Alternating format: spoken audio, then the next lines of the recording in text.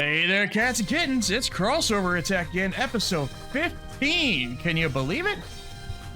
We are almost old enough to drive. Yeah. I'm here with Hunter Davenport. Hello. And I'm Eric Freshley of Freshly Streamed Games on this very YouTube channel, if you're watching on YouTube. And other places. Real quick, just to get this out of the way.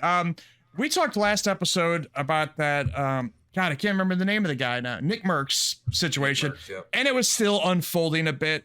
And one thing I said was, Tim the Tap Man, we could, at that point, we could maybe grant him the benefit of the doubt that he was just standing up for his friend and didn't really believe this shit. Well, now some more stuff has happened, and no more benefit of doubt for him. He's an asshole too. So, just to get that out of the way, clean that up. I didn't want that out there since of what I said last week, but boy, we got a lot to get into here, because since our last episode, we've had a Nintendo Direct, we've had an Xbox Showcase, we had the rest of Summer Game Fest, we had a fucking FTC Xbox lawsuit, like, everything's popping off. So, but let's first dive in. I have, it's been so long since our last episode, I have written down Final Fantasy XVI demo, but no, it's not the demo anymore. It's the real game, Hunter. The game is out, and I've been playing it. Yeah. It's fantastic, honestly.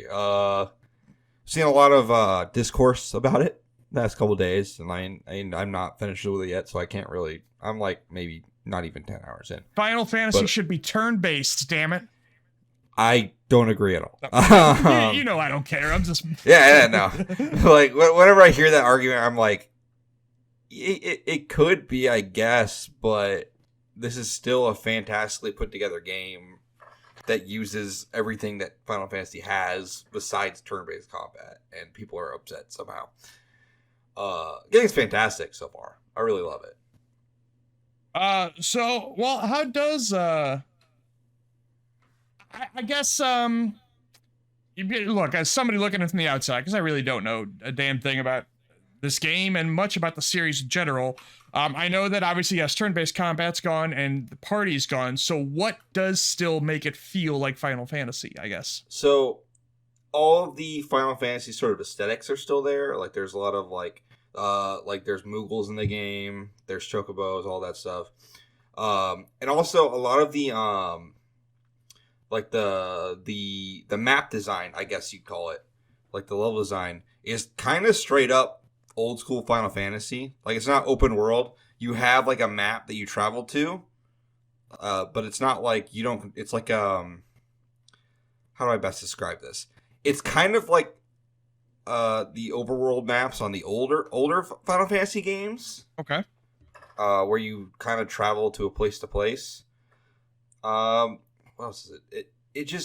It definitely does have the trappings of a Final Fantasy game. The one complaint I do have, and this is like something we've talked about on the show before, is the sort of Sonification of games. Oh, really? It's very present here. And that's usually my thing. And look, I don't want to. I'm not down on Sony games as you are. Sure. But it is a little weird that this game is an RPG with very little RPG kind of like skill trees and stuff like that. Oh, I didn't even know that. I didn't know that. Yeah, it's very strange for a Final Fantasy game to have basically a God of War's ability system. It's very strange. Huh. But there is no Atreus being annoying. You have Torgal, who does not talk; he just barks at things. Yeah, I saw a clip of the dog. He's a real cutie. There was someone was going to ask you. Oh, are you using? Do you have a choice of weapons, or are you just using a sword the whole time? You can only use a sword. Okay. Do you remember when a couple of years ago now, 3 or 4 years ago, when Final Fantasy XIV sponsored WrestleMania and Michael Cole could not say the word chocobo? It was very funny. No, but I'm gonna find that clip after we're done. Great. It was, I don't remember which one it was, but the New Day were the hosts of WrestleMania, and they came out at the beginning of the show, dressed as Final Fantasy, I mean, slightly like in Final Fantasy 14 inspired get-ups. And Michael Cole, clearly reading off a script, goes, "The new day here is dressed as Final Fantasy. I think I even see Moogle and Chocobo." And fucking, then there's silence where Corey Graves is laughing his ass off. And because then there's about 10 seconds of silence or so, and then Michael Cole comes back kind of laughing. He goes, "Corey, I love Final Fantasy." Very good. Oh my god, that's amazing. Yes. Oh. No. Yeah, I'm not very far in the game. Yeah. I don't have a whole lot to say about it. Quality wise, story's great. That's what I was gonna get. Is the story grabbing you? Story's really good. Okay. Like, this is probably the best. It's the first time in a while Final Fantasy has a story that makes sense in a lot of ways. That's a plus. And it's great. I kind of love that. All right. Trying to think of some more questions because I just really don't know anything. But I guess we can move on. Yeah, Suppose absolutely. I'm sure by our next episode, I'm sure you'll play more and keep us updated, because I have heard there's been a split across the internet. Some people say the story does fall apart later on, but other people say no, it's fucking awesome the whole way through. So I'm interested to hear as you go how you feel.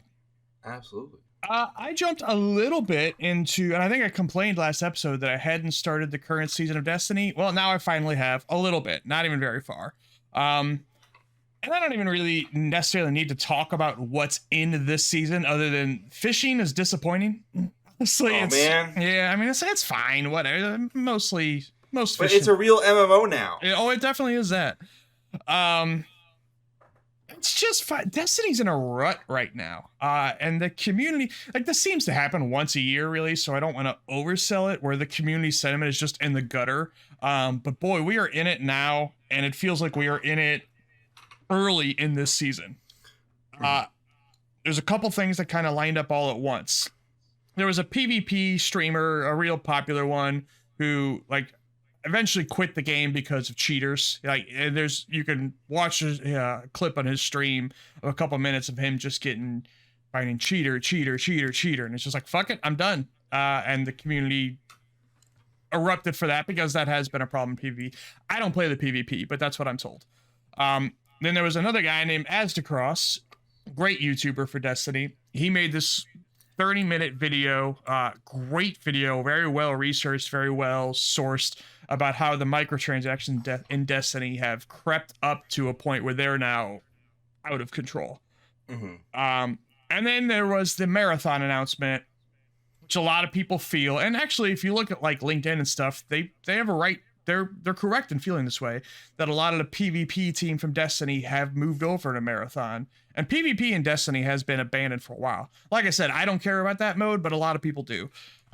So kind of all these things happened at once, and community sentiment in Destiny is really, really down. On top of which, this season wasn't that exciting until the final week. Apparently, I haven't got there yet. I'm still behind. But apparently had a cutscene that has massive story implications that people say, this should have been the end of Lightfall. And then Bungie's even come out and said, hey, this is the only cutscene that we're going to keep in the game even after the next expansion. Because usually the next expansion comes and they wipe out the previous year's seasonal content. Not the expansion, but the seasonal stuff. And if that sounds confusing to you, you're not alone. But anyway, Bungie said, we're keeping this cutscene that's how important it is. And I haven't got there yet, so I don't know exactly what it is, but interesting. Yes. But before that, this season was just kind of a bummer too. Not even bad, it's just kind of more of the same. And yeah, so Destiny needs a shakeup. I'm hoping, there is the final shape coming in the spring, and I hope after that, because that's the end of the Light and Darkness saga, and they've said we're not really planning on doing a Destiny 3, but I hope they change their mind and do after the final shape, just start over and do a Destiny 3. And not start over in the way of wipe your character, but they need a massive shakeup. Yeah.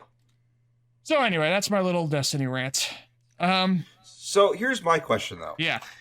If they were to do a Destiny 3, what would you like to see? Oh man, I've been preparing a video for that for like almost a year now, and I even tried to record it once, but I got so long-winded on it. Like my video was an hour, my just recording was an hour and 20 minutes, and I was like, uh-oh, this is too much. But basically, the main thing I'd like to see is them get rid of loot drops completely and go to, well, except for exotics, but the tier under that, which are most of your guns and armor, the purple tier, get rid of them dropping completely and go to entirely crafting, almost like a Monster Hunter system instead of a Diablo system. Because I'd like more agency instead of just random perks. They have crafting in the game now. They've started to introduce it, but it's not for everything. As a matter of fact, it's for the minority of guns and armor. And now I've gotten to the point where I'm like, I don't even care about the non-crafted guns anymore. I'm only going after the crafted stuff. Yeah. I would like to see them make it easier. I'd like to see they're introducing some point this year that we don't know when. They're introducing looking for group to make it easier to get into raids and dungeons, which right now are really fucking hard because you need to get 6 people together for a raid, 3 people for a dungeon, and everybody has to be leveled up. Like, it's not easy. I know they don't want to do random matchmaking, or especially raids, because there's a lot of puzzle solving and communication required there. I get that, but maybe they could do it where there is matchmaking, but you could only get into the matchmaking after you beat the raid once, the old-fashioned way. Mm-hmm. So that way, you know, everybody in that matchmaking pool has at least beat the raid once, so they have an idea what's going on. I don't know. That's just an idea for me, because like I don't raid at all now. That's a huge part of the game that I just don't do because getting 5 other people together is real tough. I could get on Discord and make it happen, but I don't. It's just too much of a pain in the ass. I'd also like to see them, and this is where people will get mad at me. I'd like to see them get rid of PvP completely. It sounds like they're working their way towards that. Well, yeah, honestly, that's kind of my thing, is people like, will you really miss it? Like, is it really that much of a difference? But I think that holds the game back somewhat from a power fantasy, because them having to balance everything for PvP, it doesn't let them get as crazy as they could with some of your character abilities and some of your guns. I do think you don't want fewer modes in, so I do think they could replace it with... This would take some work. I'm going to make it sound easy, even though I know it's absolutely not. But you remember the original Perfect Dark had bots, but they had bots that had personalities. Like you could pick, trying to remember, hey, a revenge bot who always goes after the last person who killed him, or the the cowardly bot who just runs away from everybody and shit like that. I think they could kind of transition it into having that mode, the PvP modes that they have now, instead of fighting other players, have it filled with the Hive Guardians from Witch Queen as bots, and they could have...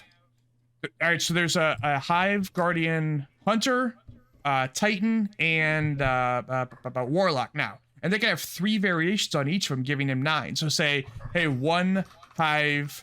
Titan has a shotgun-like blast, and he's a big grenade spammer. And another one, he likes to stay back far away and throw up his wall a lot, and he has a longer range blast. Just shit like that. And that would take a lot of work to get the AI right, because that is not an easy challenge to get them to follow the rules of control and all their other PvP modes. But I think if they didn't have to focus so much on PvP balance, they could really get crazy with the abilities and powers.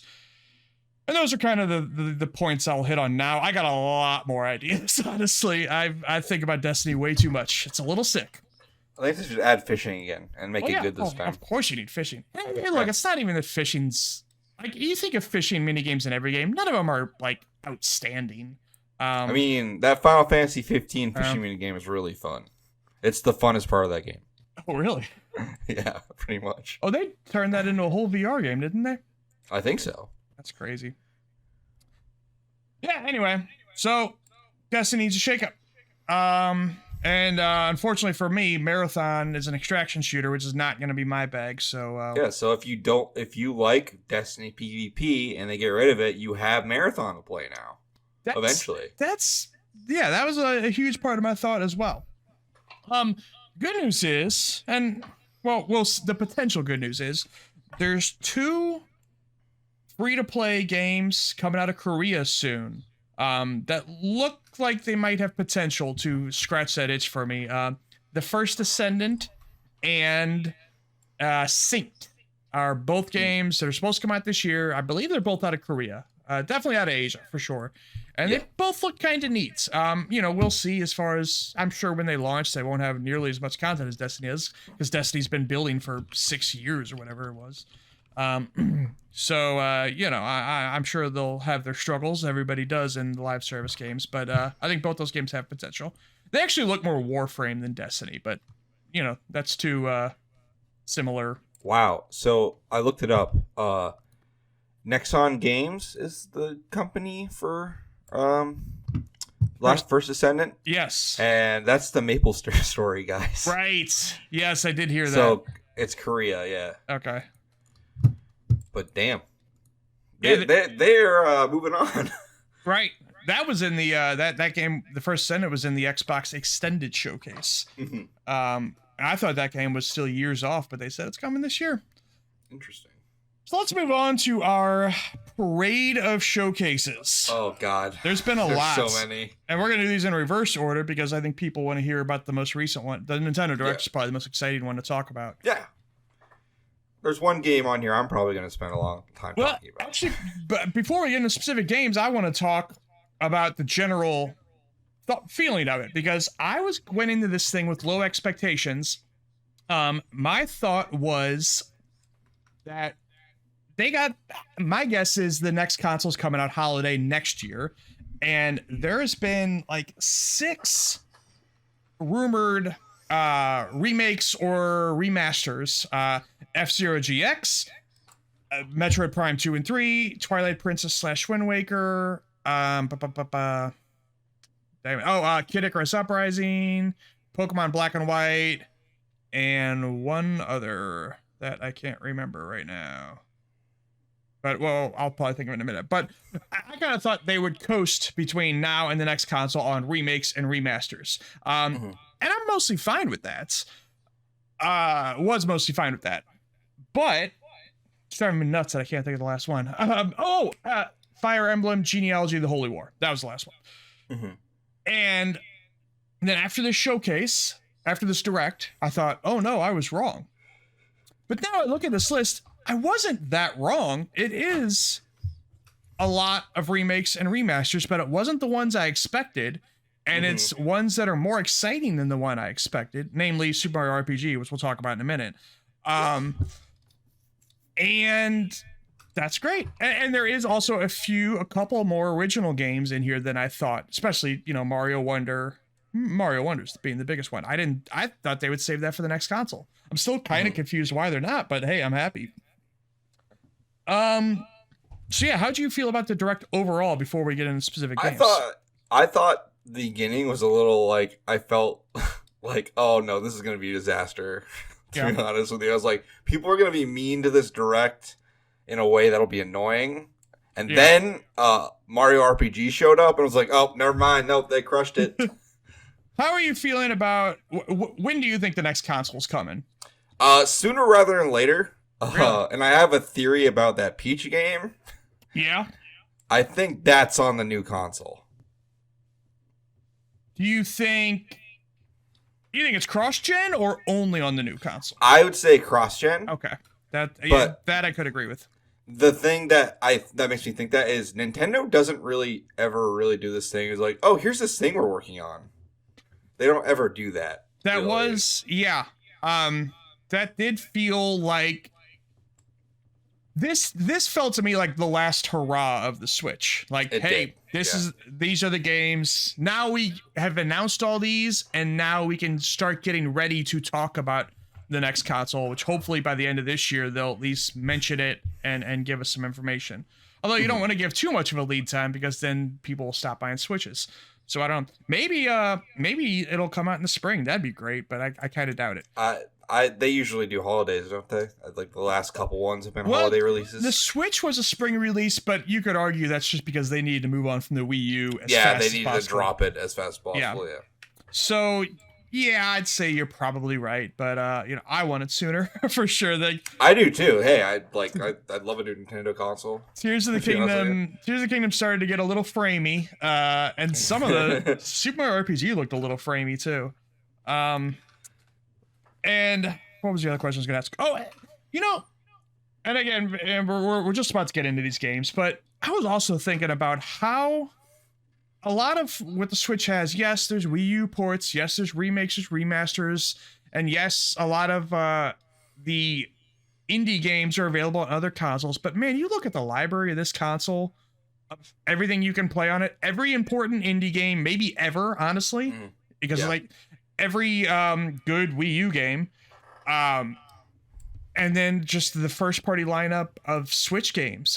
You have 2 Zelda games that are incredible. You have an incredible 3D Mario, soon to be an incredible 2D Mario. Yep. You have 2 great Fire Emblem games. You have Pikmin 4 coming. You have 2 Pokemon games. I know opinions a little mixed on those, but it's just nonstop. Captain Toad's a Wii U port, but I love that game. Even shit like Snipper Clips, the best Smash Brothers. Man, it might be the best library of a console ever, if we're being honest. Yeah, I think it's the strongest Nintendo console, to be honest with you. Yeah. It's definitely up there. Like, Yeah. This thing has a killer lineup that, like, I think about it, I'm like, I would take many of these games over, like, Xbox games, to be honest. Yeah, absolutely. And even PlayStation. For me, anyway. Yeah. I was thinking about how if I sold my Xbox and my PlayStation, which I'm not going to do, but it's just, sold Xbox, PlayStation, Steam Deck, if we're only counting this year, I've only about halfway through Metroid Prime Remake.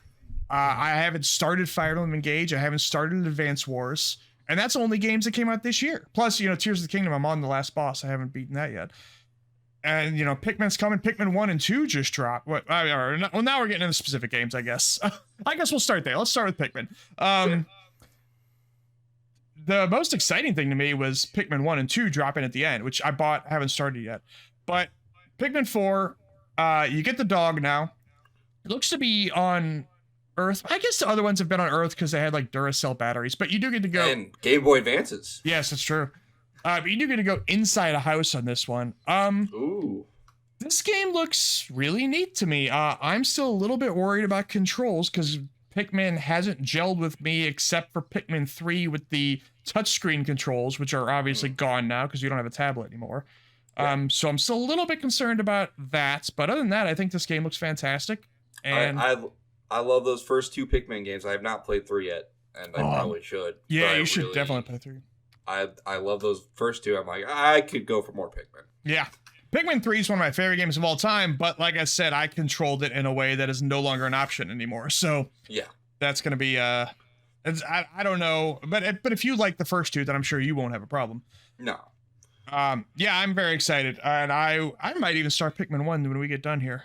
I was planning on doing it last night and then talking about it on the show, but I didn't. WarioWare, Move It.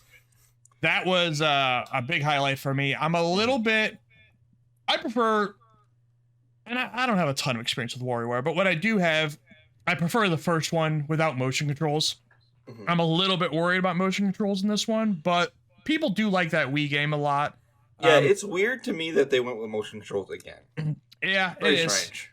And the last one's gimmick was you actually controlled a character on the screen rather than, I don't know, a nebulous, rather than controlling yourself, if that makes sense.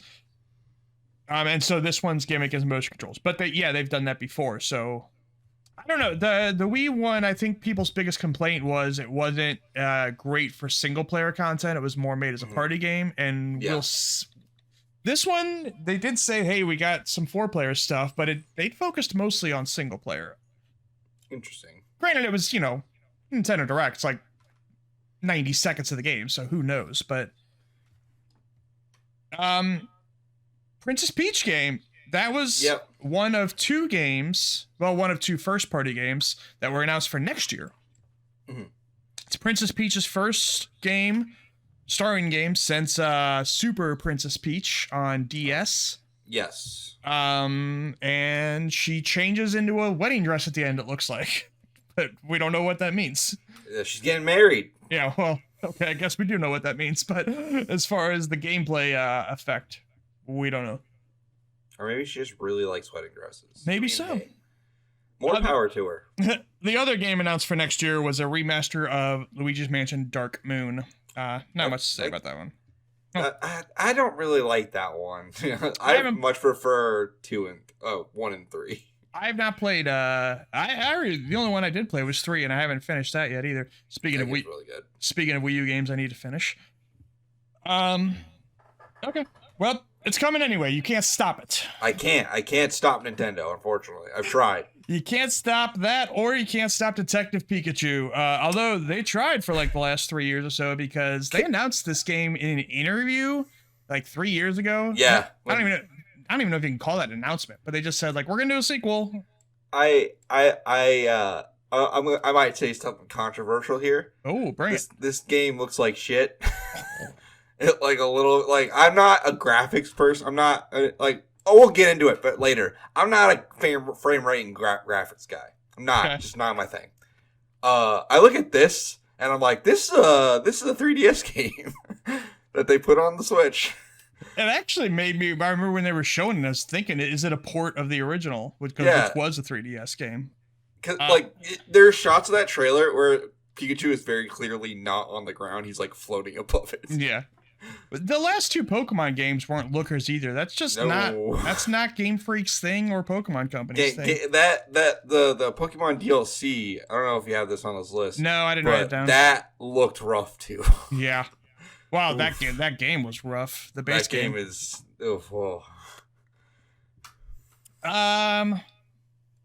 But yeah, I mean, although I don't think that's what people are coming to Detective Pikachu for. I mean, granted, I'm not gonna play it anyway. But to be honest with you, Star Ocean: The Second Story R. That's a mouthful of a name. Gorgeous looking. This game is beautiful. It is. It is. You had mentioned in a chat, it ended up being a different Star Ocean game, but you said, "Oh, there's a Star Ocean game that looks like shit," and I thought you were crazy. But Divine Force is the one that looks like shit. Yeah. The game just really looks bad. Yeah, I like Star Ocean. I'm excited to play this one. I've only played a couple of them. But yeah, I'm definitely down to check this one out, see what this is all about. This has the 2D the HD 2D art style of Octopath Traveler and some of the other ones they've been doing.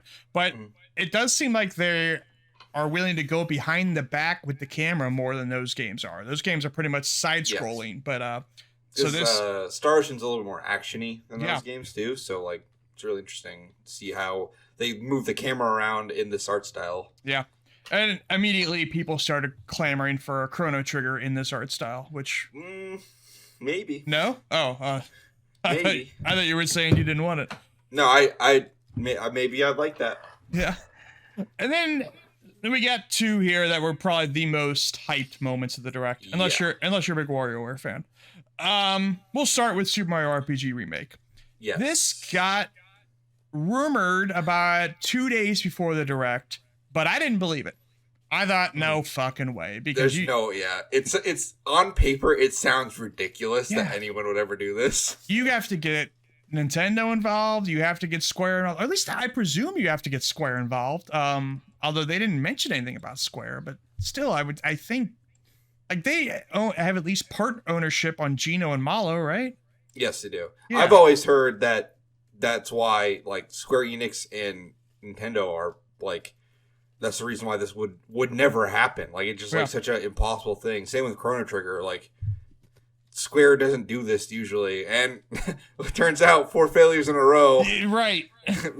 Makes you say yes to a lot of things real quick. That's what I was gonna say. They've had a lot of flops recently, and we'll see how Final Fantasy XVI does. But man, I just kind of feel like they were backed into a corner on this, and it's good. They were. Now I wonder if this really hits, which I feel like it probably will. Because you think of how like Fire Emblem was successful before the Switch, but boy, Three Houses fucking blew up. And Yep.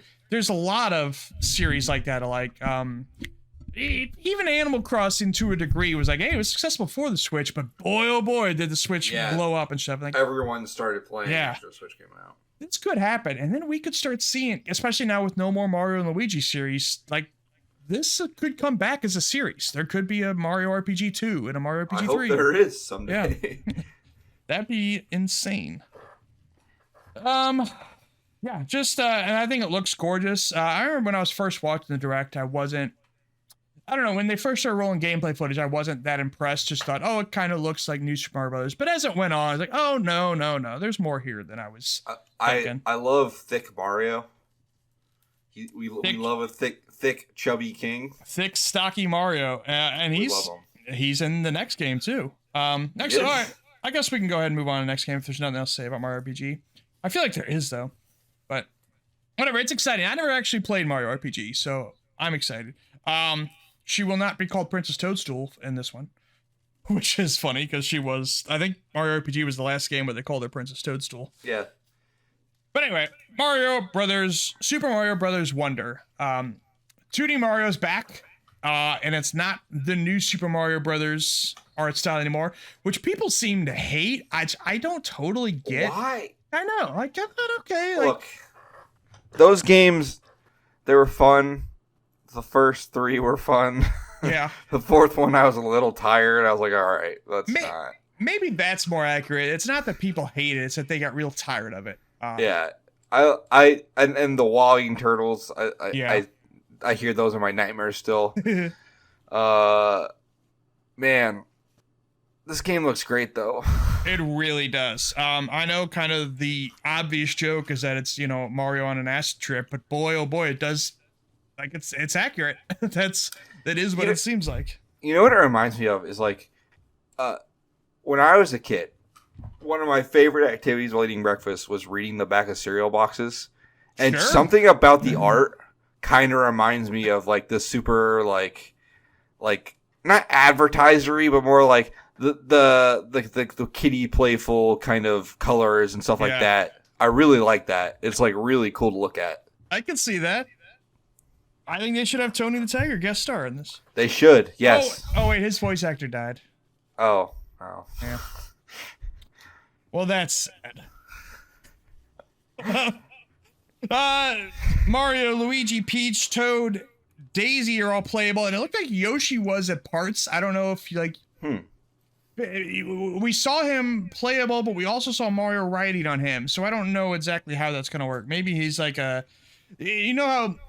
New Super Mario Brothers U, when they brought it over to the Switch, they added Toadette and Nabbit as like beginner characters. Maybe that's what Yoshi is. He's like an easy character. I don't know. Yeah. It is multiplayer, but no online, which I made a TikTok and YouTube very short. Strange. Very strange. That and Sonic Superstars and Disney Infinity Island, or is that what it's called? Infinity Island? No. Whatever. Illusion Island. Illusion Island, yes. About how all of them have local only, which greatly upsets me. Those games look amazing, but it's so weird. It is. They're just like, and I'm not particularly a 2D platformer guy. It's just not really the thing I'm into. But I look at these games and I'm like, man, these are all great. I know. And you think about how the last couple of years this has been the case. Cuphead had no online.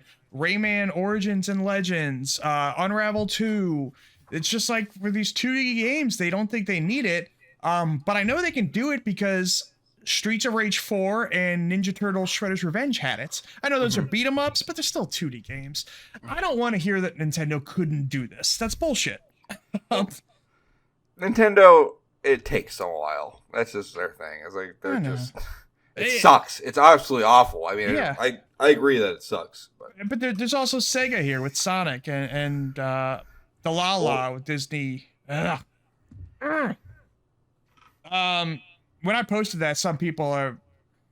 I don't know how people could be so fucking stupid, but people are saying, "No, local's great. There's we wouldn't want to go to online only." It's like, I never said online only. You can have both. It's not fucking. It's not magic. Either or. It's not either or. It's why can't we have both? Yes, exactly.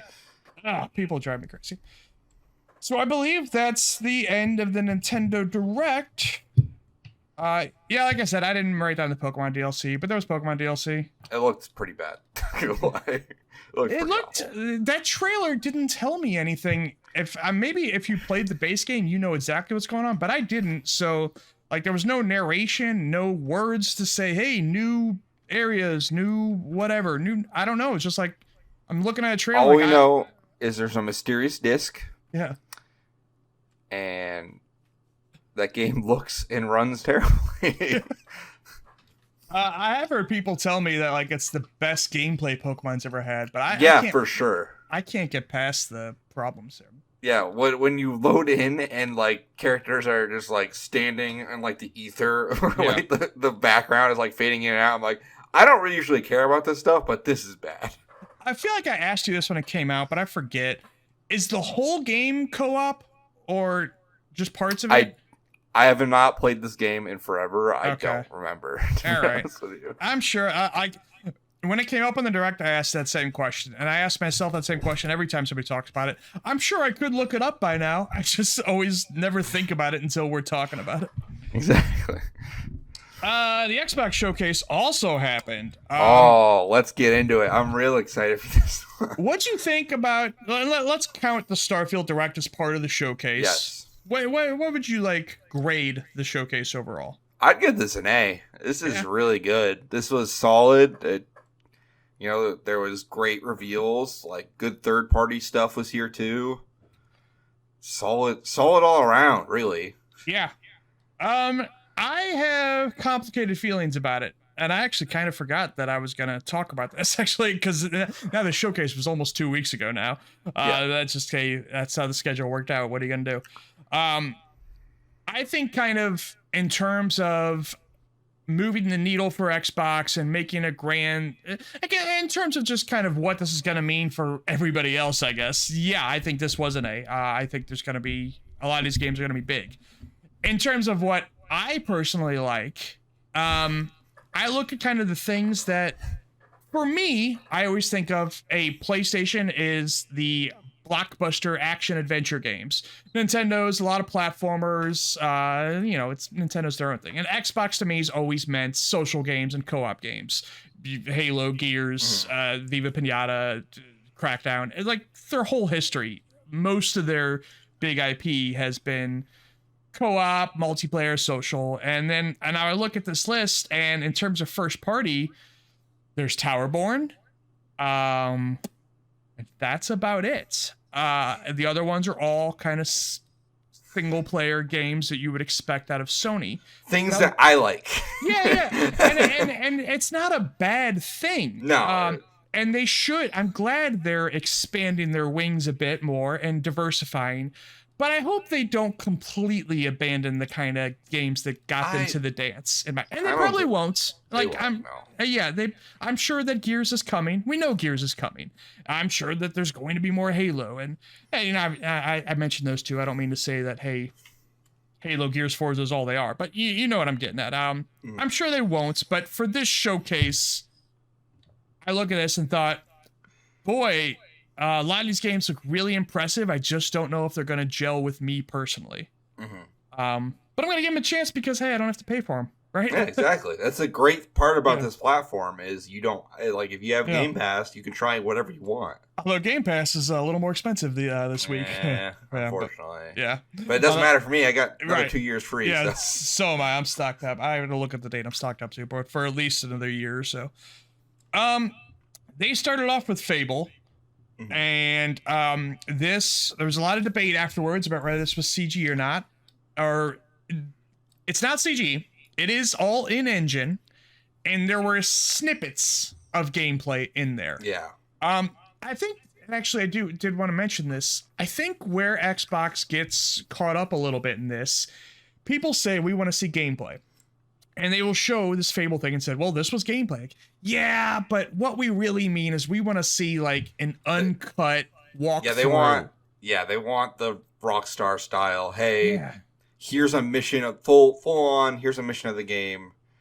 This is how everything works. Yeah, we want to get a feeling of the structure and and yeah, and I think Xbox doesn't do a great job of doing that in their showcases. They like gameplay trailers like this, which can be neat, but like I don't get a feeling of the game really, except for they usually do one game a year. Well, they go deep on, and obviously this one was Starfield. It was the deepest dive I've ever seen on a fucking game. It's incredible. Which we'll get to that at the end here. So yeah, Fable is graphically unbelievably impressive. That guy from the IT crowd is in it. I don't know. I never watched that show, so I don't know a lot about him, but he was funny in this trailer. He's very funny. Great comedian. They're keeping Fable funny, which is good, but it's evolved from where it used to be. It's not just fart jokes. This seemingly is leaning more into like the fairy tale aspect of it too, which I think is actually a smart choice because like, man, by Fable 3 did I not care about the setting. Yeah. I want to play Fable 3 at some point. I never did. It's fun. It's just kind of boring. I know a lot of people have problems with it. Whatever. Payday 3, which we don't need to talk a lot about, but I just wanted to mention that I was right. God damn it. It looks great. I want to say it does look really good. They did a developer interview this week actually, and they did finally confirm that hey, it's full crossplay, PlayStation, Xbox, PC. Good. They had left with Payday 2, the console version was kind of abandoned a little bit, and it was always like a few updates behind the PC version. So the console players, like, it did well, I'm sure, but it didn't really take off the way it did on PC. Now it's all one game, so that makes me feel better about jumping in. Metaphor ReFantazio. So this was actually teased a while ago as like Project RE Fantasy. Yeah. And I love Atlas games. I'm a big Shin Megami Tensei fan, but I'm just like, I'm looking at this and like, I just don't want to form an opinion until I see more. Right. And you know, and not my genre, so it's tough for me to say much about the game, but I just think it's really cool that you would expect this game on a PlayStation State of Play or maybe Nintendo. Yeah, maybe even Nintendo. You would not expect it to be revealed on Xbox.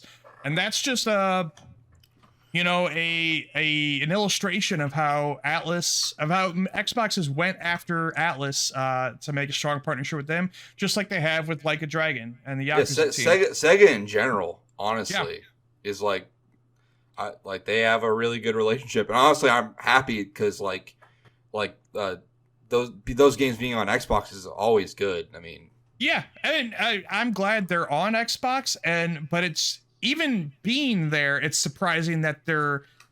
Again, all right, it's one thing being on Xbox, it's another thing doing your marketing with Xbox. That shocks me. Having every Yakuza game on Xbox is actually pretty huge. Later on, when we get into the FTC thing, I want to talk about a theory about why this might be happening, but we'll get into that later. But kind of along those same lines of, hey, I'm surprised this was on an Xbox show, is Kunitsugami Path of the Goddess, a new IP from Capcom, who's on fucking fire right now. This game looks awesome. Looks cool as hell. Did you think it was Onimusha at first? I did. I did thought it was Onimusha, and it's not Onimusha. No, it's not. It does seem that they wrote on the Xbox Wire this has strategy elements in addition to being an action game. Interesting. And it's kind of the camera's kind of pulled back a little bit, almost. I don't think it's a fixed camera, but it is kind of a slightly isometric, not entirely, but yeah.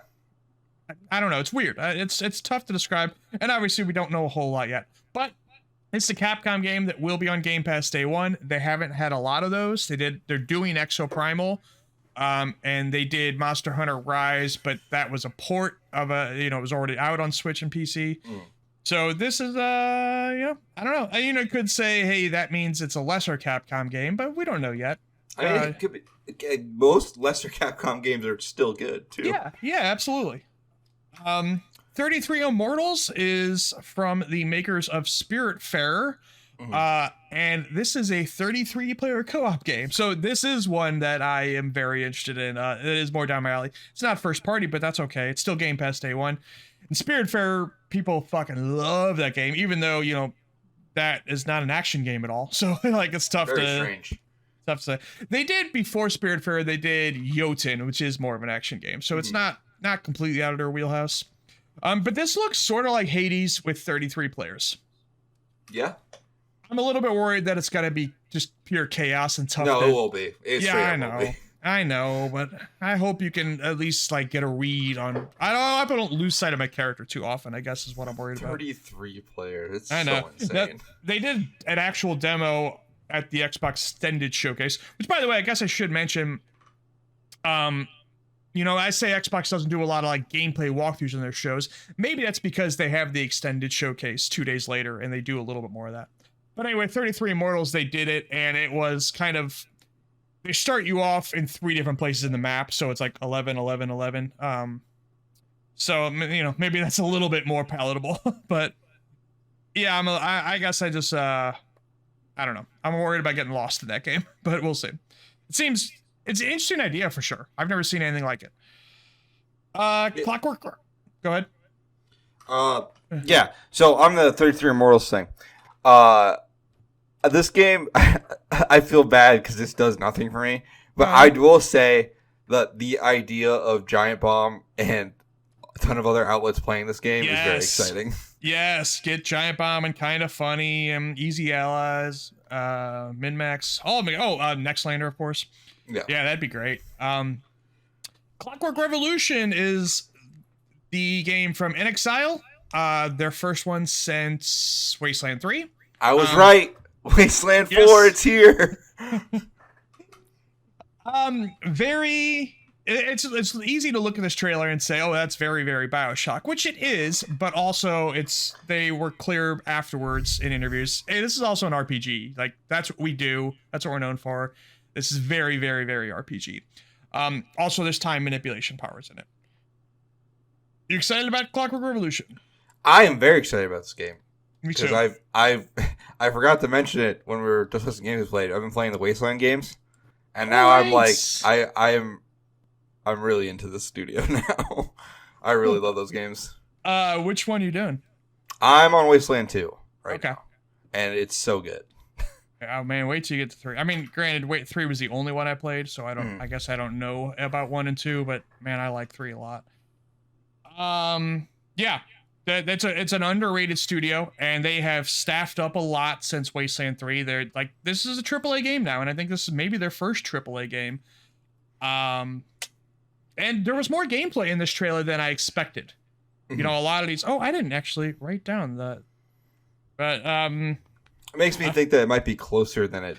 That's That's what I was getting at. And I said to myself, there was more gameplay in this than South of Midnight, and I realized I didn't write down South of Midnight. But anyway, now I did.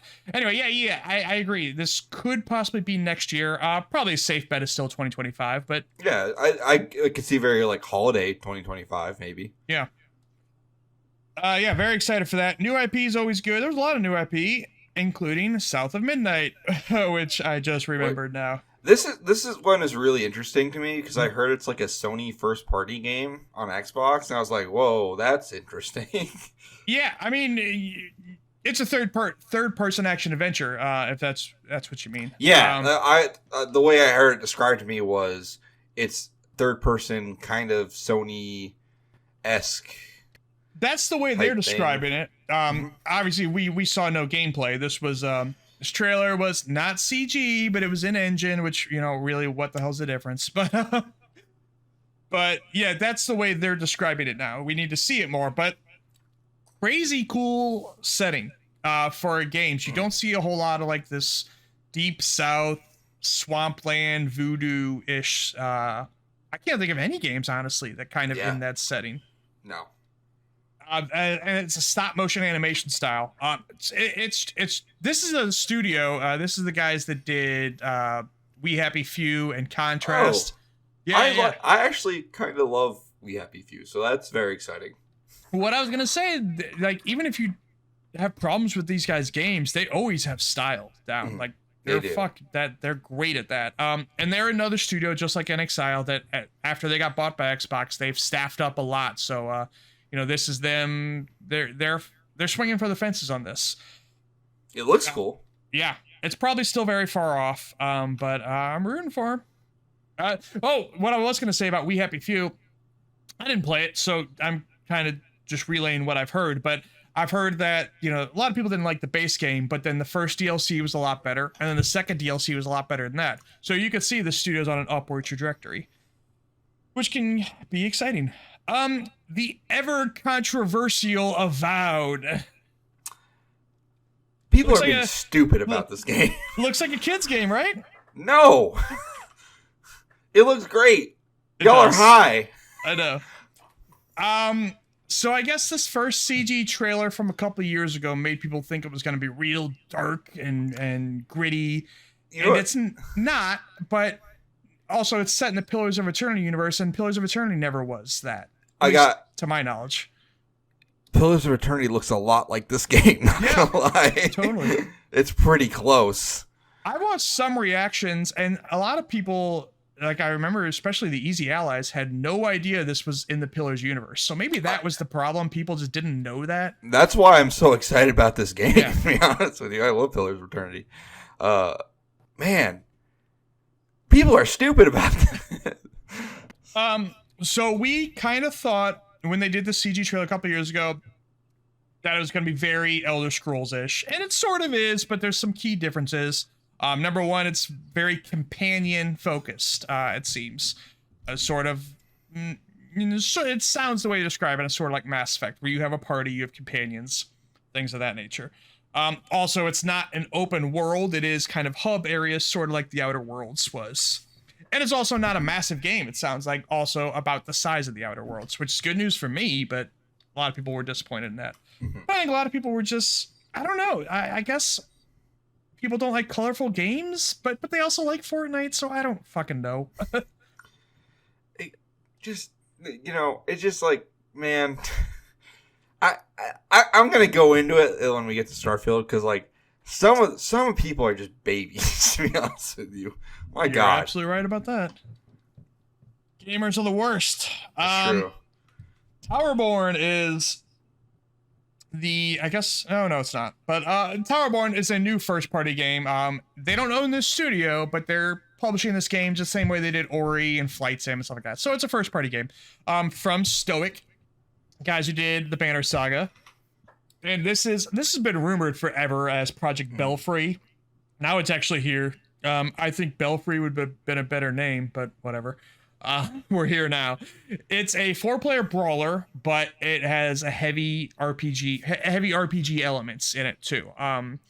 They're not calling it live service, but they're calling it a seasonal game, that every season things are going to change up a lot. That's a weird thing. I know, because I don't think, and maybe I'll be wrong, I don't think they're going to do battle passes and stuff. But I hope not. Yeah. But I think they definitely want this to kind of evolve over time. In the same way, I'm kind of thinking of it now, and again, this is all on paper. This is just what they're describing. How they had the Banner Saga, they did 3 of them, and kind of your choices carried over. So you could kind of think of that as sort of the story evolving in a way. I kind of think they're trying to have an evolving story, an evolving world in this, but rather it being over 3 games, they're gonna do it over time with 1 game. If that makes sense, I might not be explaining it well, but that kind of feels like their wheelhouse is my guess. But this was maybe the most exciting game to me in the showcase, which I know, well, maybe not most exciting, but it was one that caught my eye, which might be surprising because it's not a AAA game, but I think it looks super cool. Great art style too. Looks great. Yeah. Hellblade 2 was disappointing to me. I'm real concerned about this game, to be yeah, honest with you. Me too. Both at the showcase and the showcase extended, they really don't want to show us her swinging a sword at anybody. They have been avoiding that forever. And it's so weird. It could be that the combat is just bad and they're hiding it. But I kind of doubt it, because in the first game, I liked the combat. It was simple, but I liked it. Yeah. Like, to me, it's like, less so about the combat. This thing has been shown off 3 times I can think of with a trailer. Yeah. They've shown literally nothing of this game. Yeah. They've shown it 3 times, and we haven't seen shit. Yeah, you're right. I guess the biggest look at it was at the Game Awards last year. But even that was like chased by that giant guy. And that was a cutscene, wasn't it? No, it was gameplay. Or at least the part where she's running away from the guy. I don't have very much confidence in this game too. I'm a little bit worried. I love the first one, but also, I mean, I was worried. Okay, even not counting the where they've shown it, I'm just worried conceptually about how the first one was such an intense experience. I loved it for being like 7-hour game. If you try to stretch that over 25 hours, I don't know if I'll be down for that. Like, it is, no, please no. It's so intense. It's so anxiety inducing. Like, especially with that combat, I do not want to do that for 20 hours. Yeah. Please don't do that. What I was going to say a second ago, them hiding the combat so much makes me think either one, they're just hiding it because it's not very good, or two, maybe she's not using a sword this time. Maybe she's like, maybe they have some surprise. She has a submachine gun this time. Yeah. I mean, not that, but it could be that they have some surprise that they don't want to know yet. That's me being optimistic and me granting them the benefit of the doubt. But I don't know. It's weird how much they're hiding this game. And then one last thing before we get into the big boy. Hexen t-shirt? Phil Spencer comes out. Phil Spencer comes out at the end, and he's got a motherfucking Hexen t-shirt on. I think he just likes Hexen. I'm gonna be honest.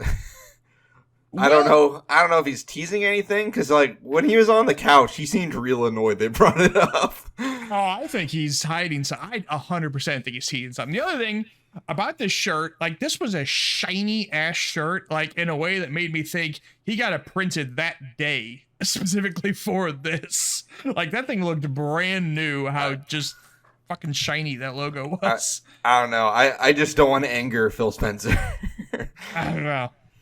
He'll bring out the suit and tie for you. He will. He looked dashing. All right. So if people don't know, Hexen was developed by Raven Software, and this is where it gets interesting. Developed by Raven Software, who's now owned by, guess who? Activision Blizzard King. And published by id, who's owned by Bethesda, who's owned by Xbox, right? So if this deal goes through, they're all going to be back together. And that's the only way this conceivably could happen. I guess they could just, hey, even if they don't end up getting Activision, they could just sign a deal to make Hexen. But either way, the fact that all these companies might be coming together, and Hexen is, we know that Phil Spencer's a 90s PC nerd. That's the kind of shit he loves. Like, he likes Quake and Hexen. And if you don't even know what Hexen is at all, was a boomer shooter, a lot like Doom and Quake, but it was magic based. It's the Mortals of Avium of the 90s. That's exactly what I was gonna say. I think this is a tease. I think Hexen's gonna come back. Maybe, I don't know.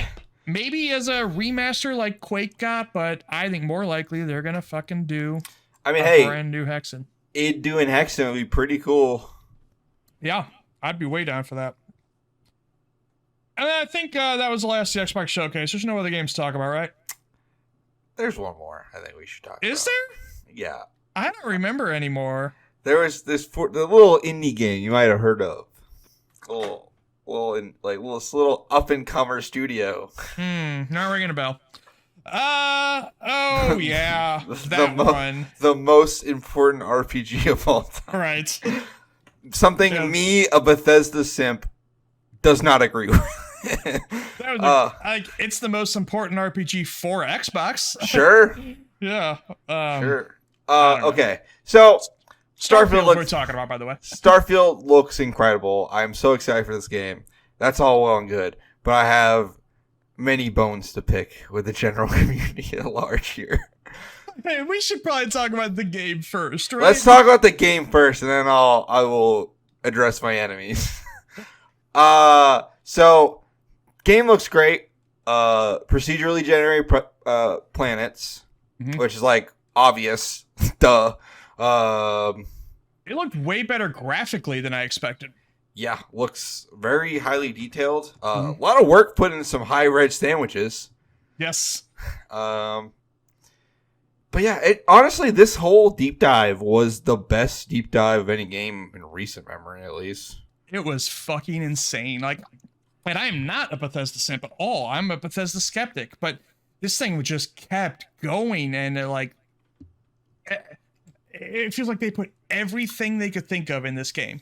Yeah. It's except for fishing, apparently. Yeah. But it was just like, hey, you can build your own starship, and the interior of it is actually going to reflect what you build. Hey, we have companions. Hey, you can romance those companions. Hey, you can build settlements. Hey, you can staff those settlements. Hey, you can do this, you can do that. We have space combat. We have you can be a pirate. We have perks. It was just an onslaught. There's a lot of it. Yeah. Yeah. It was overwhelming, but not in a way that I felt bad about at all. Oh, and the biggest thing for me, I've talked about before, how I didn't like combat in Bethesda games. It looks really good in this. So it's funny you said you don't like the combat in Bethesda games. The Destiny 2 staff helped the combat in Fallout 4. Destiny 2? Yeah, they helped Bethesda with the gunplay in Fallout 4. Huh. It's pretty crazy. That's weird. Yeah, it's very strange. Yeah. But yeah, no. It looks so fun. I can't wait to play this fucking game. What kind of things? I saw this and I thought, oh, I'm gonna go jetpack guy for sure. What kind of things do you think you're gonna do with you? What kind of character do you want to make? I want to punch things real hard. That's what I want to do. I am not a stealth player in these kind of games at all. I like just going in fast and loud. I'm gonna. There's just so much to this game. It's like, man, it's tough to even talk about. Yeah, it's beautiful looking. I mean, frame rate, whatever. Oh yeah, I guess we should get into that. You know, I'd rather it be 60 for sure. Yeah, no, I think we all would actually. Like, sure. I'd rather they go 1080. I mean, granted, I don't think you can just knock down the resolution and increase the frame rate. It's not that easy, but yeah, still, if I had a preference, I'd rather it be 1080 60. But I'm not gonna shit my pants over it. It's not worth getting mad about. Is the point. It's not that kind of game where, like, hey, Redfall was, supposed to be anyway, a fast-paced action game. That has to be 60. Doom has to be 60. Halo has to be 60. Starfield, okay, fine. It's one of those things where I'm like, yeah, seeing the scope of this thing. It's like, I understand why this is 30 frames per second. Yeah, I get it. Not happy about it, but I get it, and I can live with it. But yeah. All right, address your enemies. Okay, all right. I'm going to start this off by saying I am not someone who cares about frame rates and graphics or anything like that. I think games can be fun without those things. I don't think it's necessarily...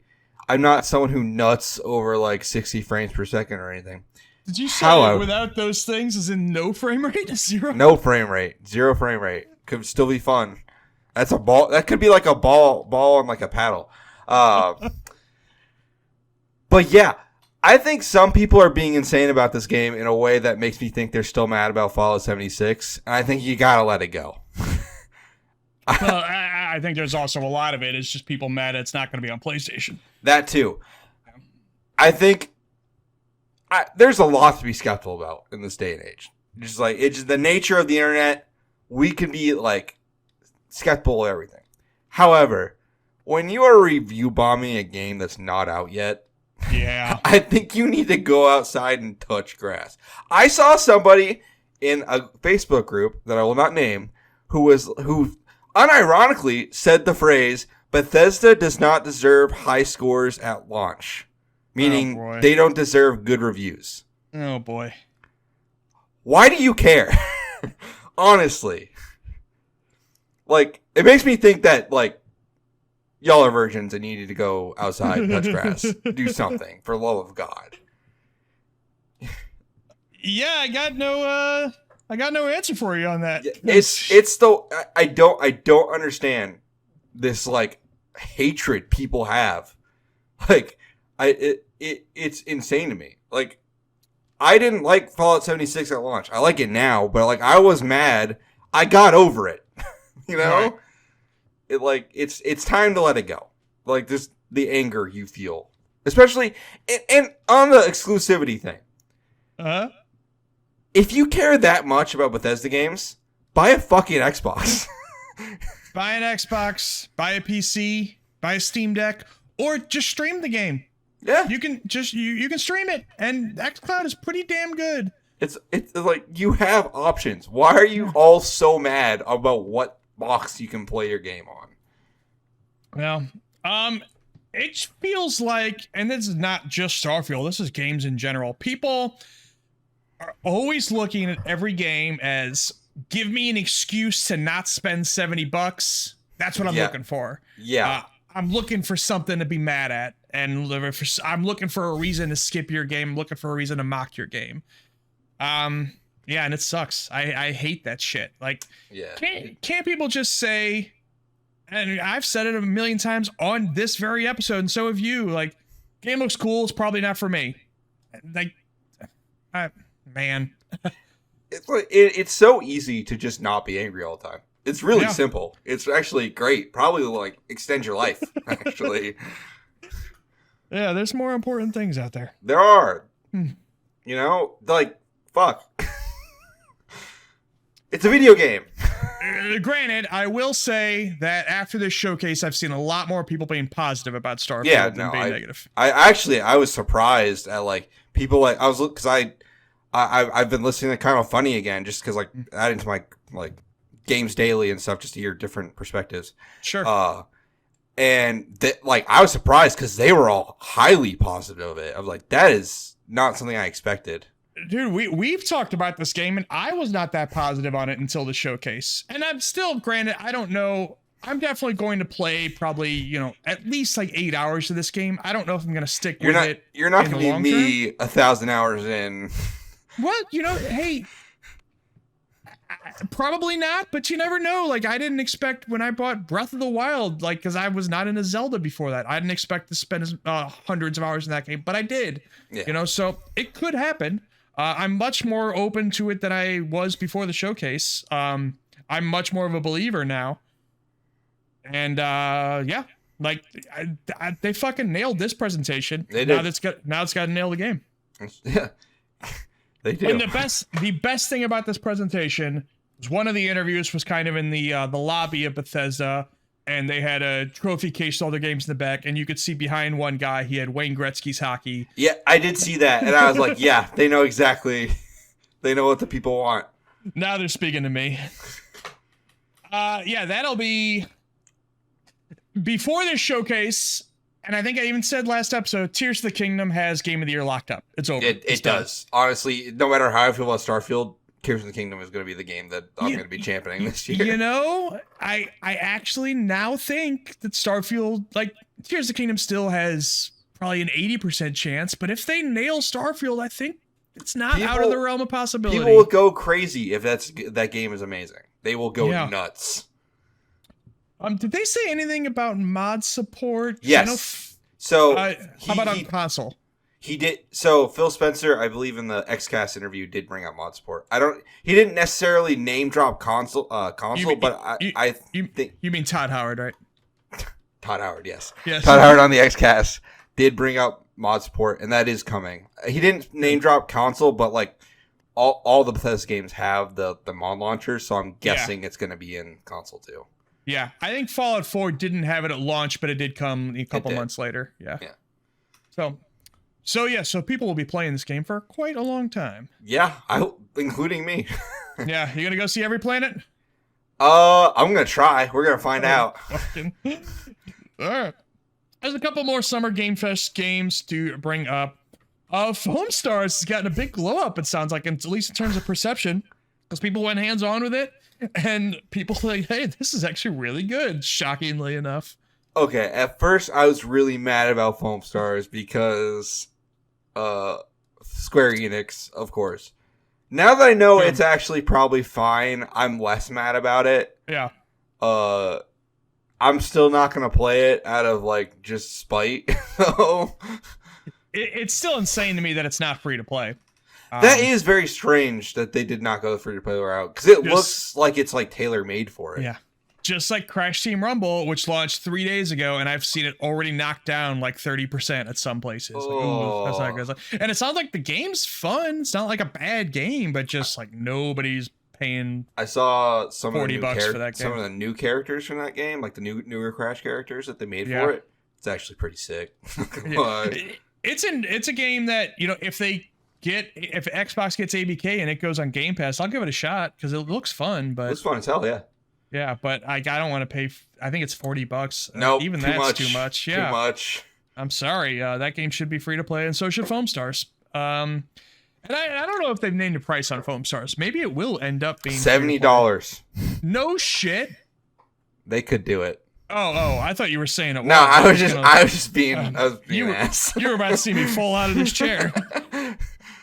$70 game. Oh man, you gave me a heart attack there. Remnant 2, particularly Jeff Grubb, but some other people too have said like that was the best game I played at Summer Game Fest. I'm like, huh, that's really interesting. I actually, because this game's only a month away now, I am gonna try to run through Remnant 1. I actually wanted to do that this weekend too, but it just didn't end up working out with schedules. Because I have not played Remnant 1, but it looks like something I'd really like. So I'm going to try to run through that before Remnant 2 comes out. But Remnant 2 is looking badass, and one of the character classes gets a dog. So that's pretty cool. Yeah. I'm so tired of Souls games, I'm going to be honest. I'm very, very exhausted on them. I don't get into them either. But this one, like, it's half shooter and half Souls game, right? Yeah. It's got guns, so like that does help, but yeah, I'm set on playing those for a while. For me, I played Monster Hunter World as a bow user, so I kind of expect Remnant to feel like that to me. Being, you know, you can say that Monster Hunter and Souls games are there's similarities. Yeah. So that's, since I play those games at a range, I expect Remnant will kind of feel like that to me. But we'll see. I'm definitely going to play as the dog character. We'll see. We'll do Prince of Persia before Star Wars. Prince of Persia: The Lost Crown is also looking badass, and people went hands-on with that too. And yeah, and the receptions were very, very positive. I thought people were pulling my leg when I heard about this.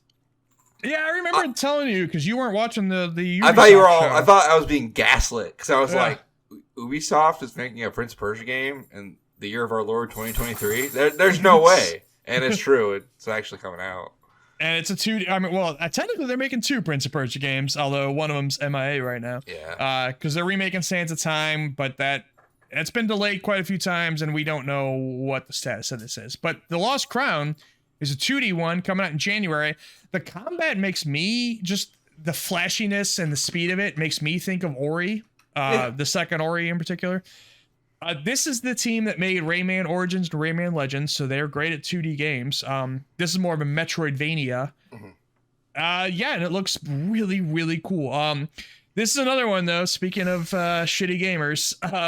I guess just the fact that it's 2D, people are downvoting this trailer on YouTube like crazy. Here's my question. Yeah. Do people not know Prince of Persia was originally a 2D platformer? I don't think they do. Because I don't think they do, and I just don't think people. I think there's a lot of gamers right now that just won't play 2D games anymore, no matter what. And I'm guilty of that too. Sometimes I see him, I'm like, I'm not good at platforming in 2D environments. It's not my thing. Yeah.